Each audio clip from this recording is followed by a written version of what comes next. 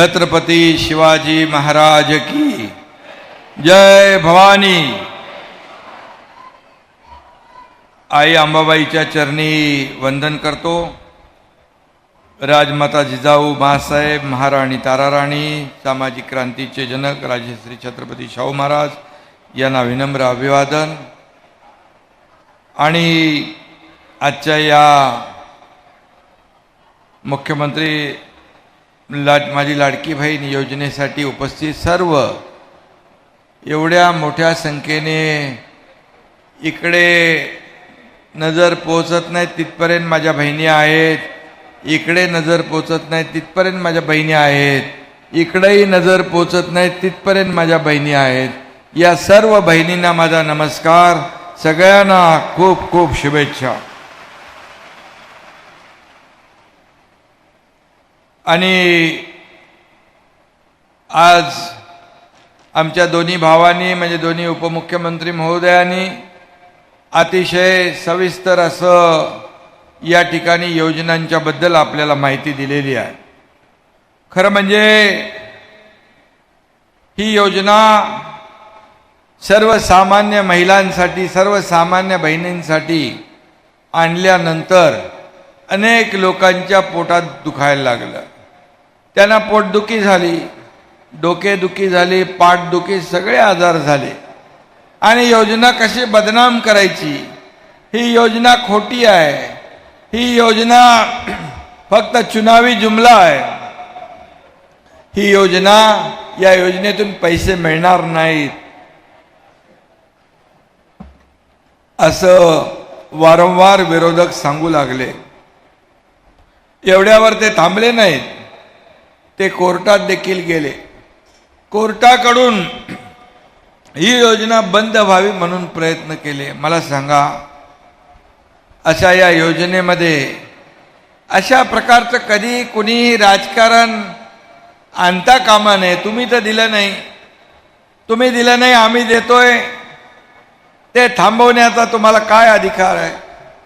परंतु ही योजना एवढी लोकप्रिय झाली, एवढी लोकप्रिय झाली की जिल्ह्यात, तालुक्यामध्ये, गावामध्ये महिलांचं, माझ्या बहिणींचं मोहळ उठलं। आणि किती तुम्ही या योजनेला बदनाम करण्याचा प्रयत्न केला तरी सुद्धा 1,40,00,000, 1,50,00,000 माझ्या बहिणींनी फॉर्म भरले। म्हणजे सरकारवर विश्वास आहे म्हणून आपण फॉर्म भरले। त्यांचं तुम्ही ऐकलं नाही। जे लोक सांगत होते ही योजना फसवी आहे, योजना खोटी आहे, ते लोकच बघत होतो आम्ही, फॉर्म भरायला लागले। त्यांच्या ऑफिस समोर मुख्यमंत्री माझी लाडकी बहीण योजनेचे बॅनर लागले, पण मुख्यमंत्र्यांचा फोटो नाही टाकला त्याच्यात, त्यांचा स्वतःचा फोटो टाकला। अरे काय तुमचं चाललंय? कुठं फेडाले पाप? अरे आमच्या या बहिणींच्या, मुलाबाळांच्या तोंडाचा घास हिरावून घेण्याचा तुम्हाला काय अधिकार आहे? कोविडमध्ये तर काय काय केलं मुंबईत आपल्याला माहीत आहे, पुण्यात काय केलं तेही माहीत आहे। जिथं जिथं मिळेल तिथं त्यांनी कोविडमध्ये रुग्णांच्या, पेशंटच्या तोंडचा घास हिरावून घेतला। आनंदाचा शिदा आपण दरवेळेला देतो, गणपतीला, दिवाळीला काय देतो? त्याच्यामध्ये रवा, मैदा, साखर, तेल, डाळ, काय मोठं एवढं मोठं सरकार करतंय। परंतु आम्हाला माहीत आहे की आमच्या या सर्वसामान्य लोकांचा सण चांगला साजरा झाला पाहिजे। तिथं पण खोडा घालायला प्रयत्न केला। ती आनंदाचा शिदा पण बंद झाला पाहिजे म्हणून तिकडे कोर्टात गेले। म्हणजे न्यायालयाने माझ्या बहिणींची बाजू घेतली आणि त्यांना चांगलं फटकारलं, त्यांचं अपील फेटाळून लावलं आणि माझ्या बहिणींचा विजय या ठिकाणी झाला। सरकारची योजना आपण सुरू करू शकलो। आणि म्हणून हे असं प्रत्येक वेळेला या ठिकाणी त्यांच्या पायाखालची वाळू सरकली आहे। त्यांना आता कळलंय की आता एवढ्या मोठ्या प्रमाणामध्ये या बहिणी रस्त्यावर उतरल्यानंतर पुढं काय आपलं खरं नाही। कारण लोकसभेमध्ये त्यांनी असंच खोटं नाटक सांगून, खोटं नरेटिव्ह पसरवून अमकं होणार, तमकं होणार, हे होणार, ते होणार करून काही लोकांना दिशाभूल केली, काही लोकांची मतं मिळवली। परंतु एकदाच माणूस फसतो, त्यांना वाटलं पुन्हा आपण या विधानसभेच्या निवडणुकीच्या आधी देखील या चांगल्या योजनेमध्ये खोडा घातला तर योजना रद्द होईल. पण मला सांगा माझ्या बहिणींनो, आपल्याला एवढंच सांगतो की या अशा सावत्र भावांना, कोल्हापुरी खोडा घालणाऱ्या या सावत्र भावांना कोल्हापुरी जोडा तुम्ही दाखवणार की नाही? दाखवणार की नाही? आणि म्हणून असाच जोडा दाखवायला लागेल तर ते पुन्हा तुमच्या मध्यामध्ये येणार नाही. किती काही केलं तरी सुद्धा तुमची ही लाडकी बहीण योजना रद्द होणार नाही म्हणजे नाही.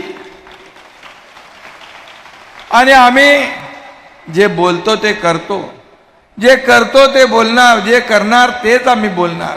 खोटं आश्वासन आम्ही कधी देणार नाही, दिलं नाही. आणि म्हणून यामध्ये आज आपण पाहिलं तर ज्या दिवशी रक्षाबंधनच्या 2 दिवस अगोदर 17 तारखेला या कार्यक्रमाचा शुभारंभ झाला. पण आम्ही सांगितलं होतं की खाती बरोबर चालतायत की नाही, बँक अकाउंट ते तपासून घ्या. मला आनंद आहे, समाधान आहे. आमच्या या महिला बाल कल्याण विकास विभागाचा आमचे अदिती तटकरे मंत्री आहे, अनुप कुमार त्याचे सचिव आहे. या सर्व सर्वांनी टीमने मिळून 14 तारखेपासूनच खात्यामध्ये पैसे जाऊ लागले. एक समाधान झालं, एक आनंद झाला की अशा प्रकारचं काम या ठिकाणी सरकार करते. आणि म्हणून त्यावेळेस देखील आम्ही अनेक कार्यक्रमाला गेलो. त्यावेळेस पाहिलं की ज्या महिलांच्या चेहऱ्यावरचा उत्साह पाहिला की त्यांनाही, तुम्हालाही वाटलं नसेल की आपल्या मोबाईलवर मेसेज येईल, पण मोबाईलवर मेसेज आला, माझ्या बहिणींच्या खात्यात पैसे जमा झाले. आज 1,10,00,000 माझ्या बहिणींच्या खात्यात हे पैसे जमा झाले. हे आजवरच्या इतिहासातलं पहिलं काम आहे. पहिलं काम आहे की अशा प्रकारचा निर्णय सरकारने घेतला तुमच्यासाठी. आणि म्हणून आज मी जेव्हा आम्ही महिलांशी संवाद साधतो, बहिणींशी संवाद साधतो, तेव्हा त्यांना विचारतो काय करणार. खरं म्हणजे हे 1,500 रुपये जे आहेत, कोणी म्हणतं माझ्या घरात माझ्या मुलाला कपडे घेईन, मी नवीन एक साडी घेईन, माझ्या घरातल्या परिवारातल्या लोकांना कपडे घेईन, खायच्या वस्तू घेईन. कोणी म्हणतं माझा छोटा व्यवसाय, देवपूजाचा सामानाचा व्यवसाय, कुणाचा साड्या विकण्याचा व्यवसाय, कुणाचा आणखी छोटा मोठा व्यवसाय असेल, त्याच्यामध्ये देखील आम्ही हे पैसे गुंतवणूक करू. किती मोठा विचार आहे. खरं म्हणजे या महिला भगिनी ज्या आहेत, खऱ्या अर्थाने ही अर्थव्यवस्थेला चालना देणारी ही सगळी माझी बहीण आहे. कारण हे पैसे मार्केटमध्ये येणार, हे पैसे पुन्हा बाजारात येणार, अर्थव्यवस्था मजबूत होणार आणि खरं म्हणजे त्या शहराला, त्या जिल्ह्याला अर्थव्यवस्थेमध्ये चालना मिळणार. आणि म्हणून महिला सक्षम तर देश सक्षम, माझी बहीण सक्षम तर आपलं राज्य सक्षम. आदरणीय प्रधानमंत्री देखील म्हणतात की महिलांना सक्षम करा, त्यांना आत्मनिर्भर करा, त्यांचा आत्मसन्मान त्यांना मिळवून द्या. खऱ्या अर्थाने मी आपल्याला एवढंच सांगतो, खरं म्हणजे 1,500 रुपये ज्या लोकांना, जे लोक सोन्याचा चमचा घेऊन आले जन्माला, जे पैशांच्या राशीत लोळतात, त्यांना 1,500चं महत्त्व कळणार नाही. परंतु जे सोन्याचा चमचा घेऊन जन्माला आलेत त्यांना हे कळणार नाही. पण गोरगरीब जनता जी काय, आम्ही देखील सर्वसामान्य कुटुंबातून आहोत. मी देखील एक शेतकऱ्याचा मुलगा आहे, मला माहीत आहे आपले वेदना काय, व्यथा काय. आणि म्हणून सोन्याचा चमचा घेऊन जन्माला आलेले बाजूला जाऊ द्या, पण तुमच्या मात्र जीवनामध्ये सोन्यासारखे दिवस आणण्याचं काम आम्हाला करायचं आहे. आणि ते आम्ही करणार. आज खऱ्या अर्थाने जर आपण पाहिलं तर या 1,500 रुपयामध्ये आम्ही थांबणार नाही. अनेक योजनांची माहिती आमच्या देवेंद्रजींनी पण दिली, अजितदादांनी पण दिली. पण मी आपल्याला सांगतो, ही योजना आम्ही 1,500वर थांबवणार नाही. तुम्हाला एकच सांगतो, जशी राज्याची आर्थिक ताकद वाढेल, 1,500चे 2,500 होतील, 2,000 होतील, 2,500 होतील, 3,000 होतील, किंवा त्याही पेक्षा जास्ती होतील. कारण आम्ही देणारे आहोत, आम्ही देणारे आहोत, आम्ही घेणारे नाही. ही लेना बँक नाही, ही देना बँक आहे. ज्यांनी कधी दिलं नाही त्यांना काय कळणार. आणि म्हणून आम्हाला तुम्हाला एवढंच सांगायचंय की काही लोक याची टिंगल करतात, पण या तुमच्या भावांनी तुम्हाला ही ओवाळणी दिलेली आहे. ही ओवाळणी परत घेऊ शकतो का? कधीच घेऊ शकत नाही. काही लोक म्हणतात, वेडे लोक, खोये लोक काय काय म्हणायला लागे. पहिले तर पैसे येणार नाहीत म्हणाले, नंतर म्हणाले पैसे आल्यावर त्यांना अनपेक्षित पैसे आले, म्हणाले लवकर काढा लवकर काढा लवकर काढा, पैसे लवकर काढा. बरोबर आहे त्यांचं म्हणणं, तुम्ही पैसे लवकर काढा. हे तुमचे भाऊ तुमचे दुसरे पैसे त्या खात्यामध्ये टाकणार आणि पुन्हा तुम्हाला त्याचा फायदा होणार. आणि म्हणून एक सांगतो मी तुम्हाला, आम्ही 2 हप्ते तुमच्या खात्यात टाकलेले आहे. हे सरकार माझ्या बहिणींच्या खात्यात हप्ते भरणार आहे. पूर्वी सारखं हप्ते घेणार हे सरकार नाही. आणि म्हणून जे आम्ही बोलू ते करू आणि जे होणार आहे तेच आम्ही बोलणार. म्हणून तर एवढ्या योजना, लेक लाडकी लखपती योजना, 50% एसटी मध्ये सवलत, आज मुलींचं उच्च शिक्षण मोफत करण्याचा निर्णय आपण घेतला. हे सगळं करण्यामागचं एवढंच की तुमच्या व्यथा वेदना आम्हाला माहीत आहे. आणि म्हणून काही लोक या योजनेवर एवढ्या टीका करतायत, परंतु मी आपल्याला सांगतो, सर्वसामान्य माझी बहीण जी आहे तिच्या जीवनामध्ये काय एवढा मोठा काय आम्ही काय आकाश एवढं काय दिलेलं नाही, परंतु हे 1,500 रुपये ही काटकसर करून आपली भगिनी घर चालवत असते. रेशनचे पैसे, दुधाचे पैसे, शाळेची फी, दुखलं खुपलं त्याची व्यवस्था, ह्या सगळ्या गोष्टी करताना ही काटकसर करत असलेली माझी बहीण आहे. मग भावानी काय म्हणून त्यांना थोडा हातभार लावला तर तुमच्या पोटात दुखण्याचं कारण का? आणि म्हणून काही लोक मी या ठिकाणी पन्हाळ्यातली हरपवडे गावातली महिलेला विचारलं, ती म्हणाली दिवस रात्र मी शेतात काबाड कष्ट करते, फक्त 100 रुपये मिळतात. अमरावतीतल्या त्या विधवा माऊलीला विचारा, सक्का भाऊ असूनही कधी राखी बांधली नाही की माहेरचा आहेर दिला नाही. असंही काही लोक आहेत, अशाही माझ्या बहिणी आहेत. गडचिरोलीच्या नंदुरबारच्या त्या माऊलीला विचारल्यावर, जिच्याकडे लहान मुलांच्या शिक्षणासाठी पैसे नाहीत आणि त्याचबरोबर जिच्याकडे काही लोकांकडे जीवनावश्यक वस्तू घ्यायला देखील टंचाई असते, अशा लोकांना जर आपलं सरकार 1,500 रुपये महिन्याला देत असेल तर का तुमच्या पोटात दुखावं? आणि म्हणून काही बँका या माझ्या बहिणींना दिलेले पैसे काय अकाउंट खात्यामध्ये पैसे जमा झाल्यानंतर काही कापून घ्यायला लागलेत. त्या बँकांना माझ्या सूचना आहेत, माझ्या बहिणींचे मुख्यमंत्री लाडकी बहीण योजनेतले पैसे जर काढले तर तुमच्यावर कठोर कारवाई केली जाईल. या बँकांना देखील मी सांगू इच्छितो.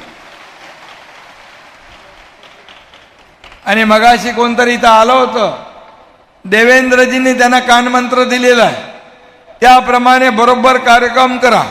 कारण शेवटी आम्ही दिलेले पैसे तुम्हाला कापून घेण्यासाठी नाहीत.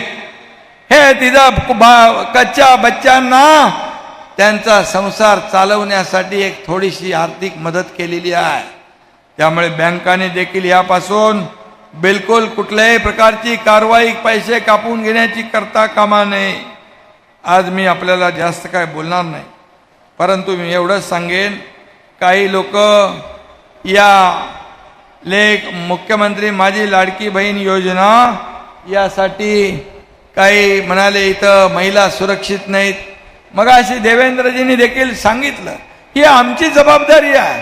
हे संवेदनशील सरकार आहे, कारण माझ्या महिलांचं, मातांचं, मुलींचं रक्षण करणं हे आमचं कर्तव्य आहे. पण त्या बदलापूरमध्ये झालेल्या जी घटना आहे ही दुर्दैवी आहे, अतिशय दुःखद आहे, वेदना देणारी आहे आणि माणुसकीला काळीमा फासणारी आहे. आणि म्हणून त्या ठिकाणी तात्काळ आरोपीला अटक झाली, फास्ट ट्रॅकवर केस चालू झाली, त्याच्यावर चालू होईल, सरकारी विशेष वकील नेमला जाईल, SIT स्थापन केली आहे, त्या संस्था चालकांवर कारवाई केली आहे, पोलीस त्याच्यामध्ये काही लोकांनी हलगर्जीपणा केला त्यांना सस्पेंड केलेला आहे, आणि मी तुम्हाला सांगतो सरकार पूर्णपणे त्या आरोपीला फाशीची सजा दिली पाहिजे ही मागणी कोर्टाकडे करणार. झालेली घटना अतिशय दुर्दैवी आहे, परंतु त्यापेक्षा दुर्दैव दुसरं मोठं की विरोधक जे आहेत त्याचं राजकारण करू लागले, त्याचं राजकारण करून आंदोलन पेटवू लागले. रेल्वे रेल्वे रोको केलं, 7-8 तास रेल्वे रोको. माझ्या बहिणींनो, आपल्याला मी सांगू इच्छितोय, पोलिसांकडून मिळालेल्या माहितीनुसार त्यांच्याकडे ताबडतोब आंदोलनकर्त्यांकडे मुख्यमंत्री माझी लाडकी बहीण योजनेचे बॅनर कसे आले. लगेच त्याच्या विरोधामध्ये मुख्यमंत्री माझी लाडकी बहीण योजना नको, आम्हाला सुरक्षा पाहिजे. अरे, सुरक्षा देण्याची जबाबदारी पण आमची आहे.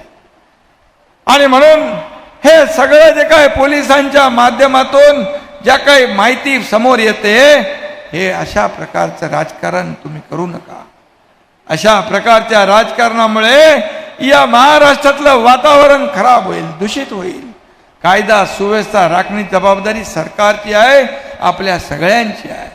आणि म्हणून या राज्यामध्ये जे कोणी नराधम अशा प्रकारचं माझ्या बहिणीशी मुलींशी अब्रूशी खेळण्याचा प्रयत्न करेल तर त्याला कठोर शासन झाल्याशिवाय राहणार नाही. कारण हा छत्रपती शिवाजी महाराजांचा राज्य आहे, छत्रपती शिवाजी महाराजांचा महाराष्ट्र आहे.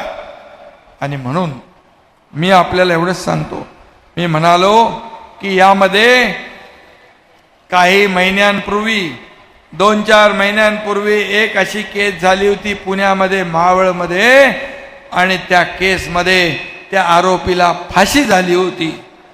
आता विरोधक म्हणतात कुठली फाशी झालीच नाही, काय झालं, त्याच्यावर एक मोठं कालपासून चर्चा सत्र सुरू आहे.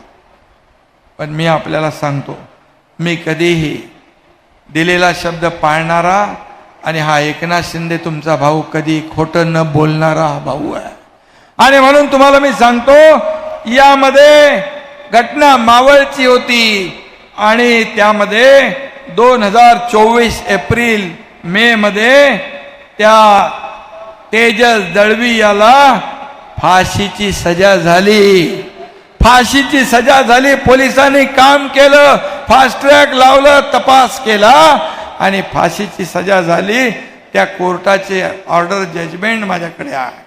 आणि म्हणून विरोधकांनी फक्त राजकारण करताना खोटं बोला पण रेटून बोला, हे सगळं जे काय सुरू आहे हे बंद केलं पाहिजे.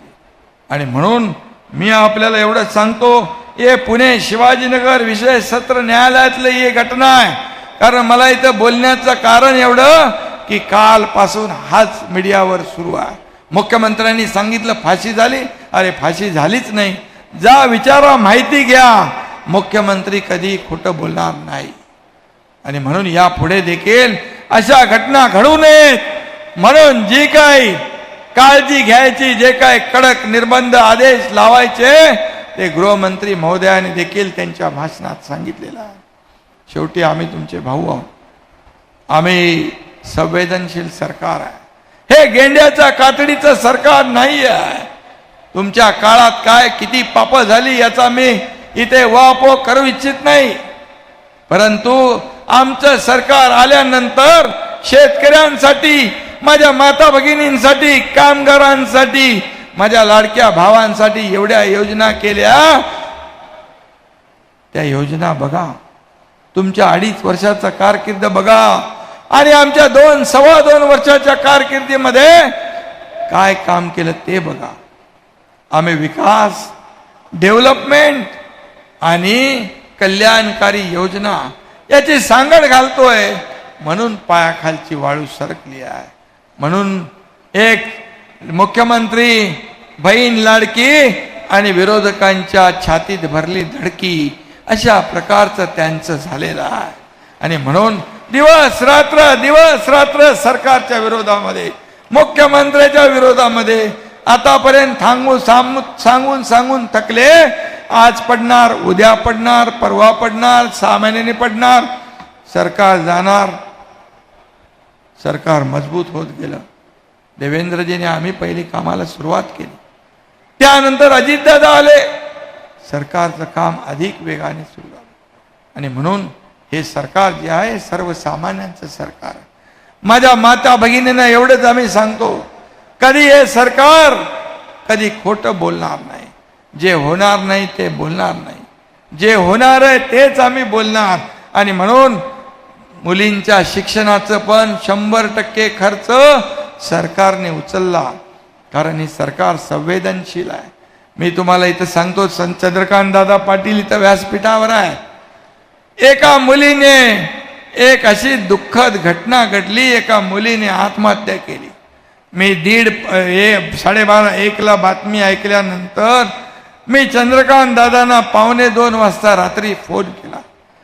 बोलो, दादा, आपल्या राज्यामध्ये, आपल्या सरकारमध्ये आपण असताना या मुलीने आत्महत्या केली तर सरकारचा काय उपयोग आहे? मग ते मला समजलं की त्या मुलीच्या 50% फी सरकार भरत होतं, परंतु 50% पालकांनी फी भरायची होती, ती पालक फी भरू शकत नव्हते. म्हणून आपला भार आई वडिलांवर नको, त्यांना अडचण नको, म्हणून त्या मुलीने आत्महत्या केली. आणि त्याच दिवशी आम्ही निर्णय घेतला, ज्या मुलींना उच्च शिक्षण घ्यायचंय, डॉक्टर, इंजिनियर, वकील, MBA जे काही बनायचं आहे, 100% फी सरकार त्याची भरणार. हा निर्णय आम्ही घेतला. आज शेतकऱ्यांची पण वीज बिल माफ करण्याचा निर्णय गृहमंत्र्यांच्या ऊर्जा खात्याने घेतला. का आम्ही शेतकऱ्यांच्या पाठीशी उभे नाही? लगे विरोधक म्हणतात, तुम्ही आता निर्णय घेतला, मागचं काय? अरे, पुढचं आम्ही मागत नाही तर मागचं कोण मागणार आहे? मागणारे आम्ही नाही, आम्ही देणारे आहोत. आणि म्हणून शेतकऱ्यांना देखील वीज बिल, पंपाचं माफ करण्याचा निर्णय आपण घेतला. असे कितीतरी निर्णय आपण घेतलेले आहेत. ते निर्णय वाचायला गेलो तर वेळ पुरणार नाही. आणि म्हणून मी तुम्हाला एवढंच सांगतो, कुणी काही म्हटलं तरी सुद्धा या ठिकाणी तुमची ही योजना कधी बंद होणार नाही. ही निवडणुकीपुरती नाही. एका महिन्यामध्ये कुठलाही निर्णय होतो आणि लगे अंमलबजावणी होते असं होत नाही. याच्यासाठी आम्ही 8-10 महिने याचं नियोजन करत होतो. आपल्याला पैसे देण्यासाठी अर्थसंकल्पात 33,000 कोटी रुपयांची तरतूद केलेली आहे. 33,000 कोटी रुपयांची. आणि मग लाडका भाऊ योजना पण आणा म्हणाले. मग आम्ही 6,000, 8,000, 10,000 प्रशिक्षण भत्ता देण्याचा निर्णय घेतला. त्यांच्याही हाताला काम मिळालं पाहिजे, बेरोजगारी संपली पाहिजे, आणि त्यावर देखील आपलं सरकार काम करतंय. आणि म्हणून मी आपल्याला एवढंच सांगतो की कुणावरही विश्वास ठेवू नका. हे सरकार तुमचं आहे, हे सर्वसामान्यांचं सरकार आहे, हे बळीराजाचं सरकार आहे, माझ्या बहिणींचं, भावांचं, ज्येष्ठांचं सरकार आहे. आणि म्हणजे आम्ही करू ते तुमच्यासाठीच करू. आम्हाला वैयक्तिक काही लाभाचा स्वार्थ नाही आहे. यापूर्वी सरकार जी होती, सरकार यापूर्वीचं 2.5 वर्षाचं काळातलं सरकारचं काम तुम्ही पाहिलेलं आहे. त्याच्यावर मी ते भाष्य करू इच्छित नाही, टीकाही करू इच्छित नाही. त्याने आरोप करून करून थकले. पण हा एकनाथ शिंदे आणि आम्ही आरोप करणार नाही, आरोपाला कामातून उत्तर देऊ. आणि हेच काम आम्ही केलं. मुख्यमंत्री माझी लाडकी बहीण योजना, त्यामुळे ते हवालदिल झालेत, बिथरलेत. आणि म्हणून काही बहिणी मला म्हणाल्या, 15 ऑगस्टला ज्यावेळेस मी स्वातंत्र्य दिन त्यांच्या सोबत साजरा केला, संवाद साधला, त्यावेळेस त्या म्हणाल्या, आम्हाला खरं म्हणजे 15 ऑगस्ट 2024ला माझ्या बहिणींना आर्थिक स्वातंत्र्य मिळालं. आर्थिक स्वातंत्र्य म्हणजे आता आमच्या खात्यात पैसे आहेत, आम्हाला तर कोणाकडे मागण्याची गरज नाही. माहेरला जायचंय, बाजारात जायचंय, पैसे घेतले, चालली बहीण खरेदीला. आणि त्यामुळे त्या दिवशी मला अभिमान वाटला, आनंद वाटला की कलेक्टरच्या बाजूच्या खुर्चीवर बसून एक सर्वसामान्य कुटुंबातली बहीण माझ्याशी बोलत होती आणि अभिमानाने सांगत होती, आम्ही हे करणार, आम्ही हे घेणार, आम्ही ते करणार. आणि म्हणून मी आपल्याला एवढंच सांगतो, नाणी बघितल्यानंतर, नाणी म्हणजे पैसे, ज्यांची वाणी बदलते त्यांना काय कळणार या 1,500 रुपयाचं मोल. हे 1,500 रुपयेचं मोल तुमच्या माझ्यासारख्या सर्वसामान्य कुटुंबातल्याच व्यक्तीला त्याचं मोल कळेल, एवढंच सांगतो. पुन्हा एकदा मी आपल्याला मनापासून या ठिकाणी धन्यवाद देतो. त्याचबरोबर मगाशी मला इथं येताना काही निवेदनं प्राप्त झाली. कोर्टाच्या बाबतीत देखील खंडपीठाचे वकील आले होते. आम्ही 15 ऑगस्टला जेव्हा झेंडावंदनला गेलो तेव्हा देखील मुंबई हायकोर्टाच्या मुख्य न्यायाधीशांबरोबर चर्चा केली. खंडपीठाबाबत तेही सकारात्मक आहेत. नक्की आपला चांगला निर्णय होईल. शक्तीपीठाच्या बाबतीमध्ये देखील काही लोकांनी मला निवेदन दिलं. शक्तीपीठाला आम्ही स्थगिती दिलेली आहे. त्यामुळे कोणी शेतकऱ्यांनी चिंता करण्याची काय गरज नाही. कुठलाही प्रकल्प शेतकऱ्यांच्या भूमिपुत्रांच्या मनाविरुद्ध आम्ही करणार नाही. आम्ही रेटून कुठलाही प्रकल्प नेला नाही. समृद्धी हायवे इथे त्यांची संकल्पना होती देवेंद्रजींची, तिथे देखील विरोध होता, पण आम्ही त्यांच्या विरोधात जाऊन काम केलं नाही, संमतीने केलं. आणि म्हणून चिंता करू नका. आपल्याला जे जे आवश्यक आहे ते या ठिकाणी देण्याचं काम आम्ही करू. मग केशवराव भोसले नाट्यगृहाच्या बाबतीत अजितदादांनी सांगितलंय आणि त्या बाबतीमध्ये देखील ते काम लवकर झालं पाहिजे.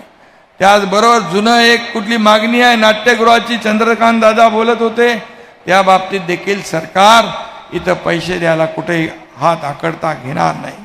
कारण कोल्हापूर हे असं शहर आहे, या शहरामध्ये देखील या जिल्ह्यामध्ये सगळ्यात जास्त माझ्या बहिणींनी या मुख्यमंत्री लाडकी बहीण योजनेचे फॉर्म भरलेत. त्याबद्दल मी आपल्या सगळ्यांचं मनापासून अभिनंदन करतो, मनापासून आपल्याला धन्यवाद देतो. जय हिंद, जय महाराष्ट्र.